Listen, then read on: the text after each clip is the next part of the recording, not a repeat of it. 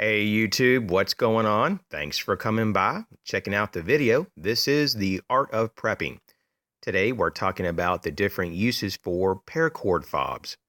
Now, besides the cording in the fob itself that could be useful for emergency tasks, for maybe like shelter making and things that we've talked about in previous videos, you can use it for other tasks on a daily basis. For example, if your zipper pull broke, you could use a small fob as a zipper pull. You can make the zipper pull in any size you want, obviously. You can make it to match your bag or to contrast to your bag. And so it's something that could be also very cool to use if you want to customize your bag. You could take off the plain zipper pulls and purposely put these kind of zipper pulls on there.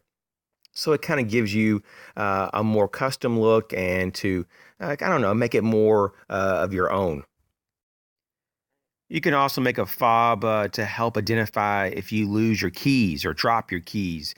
This is my lawnmower key, and I can't tell you how many times I've actually dropped this in the yard. And if it wasn't for this fob, I really don't think I could have actually found it. I like to add a fob, especially a bright one, to my survival kit. I know a lot of people who add red fobs to their first aid kit. There's all kinds of different ideas that you could do to these pouches in particular to kind of help identify of what pouch is what, especially when you need it quickly, like in a first aid situation. Especially if you carry a lot of pouches in your backpack, you may want to have a certain color for your survival kit, a certain color for first aid, certain color for hygiene, and just different pouches for the different systems and categories. And so it's just another way to organize. So especially if you drop like this in the woods, it would be kind of hard to miss this bright, reflective paracord. And on a lot of my pocket knives, I do like to have a fob. It does help me retrieve the knife faster, especially in these days. We typically have a lot of things in our pockets, and sometimes the pocket clip is making the knife sit very deep, so there's a very small piece of real estate to actually grab onto to retrieve the knife. So it just makes it a lot easier to have a fob. And I typically like more like this size. It may seem a little large, but you can definitely get your hands on it to retrieve your tool or knife.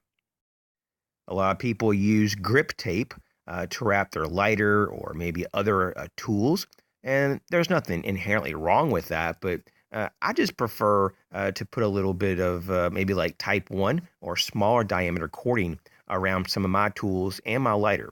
And in particular, I like to put some tape on there, and even under the tape, if you wished, you could put like a fishing hook, a little bit of a fishing line, maybe even some sewing needles, whatever you like. And so you can kind of convert even your lighter into a very simple modified survival kit.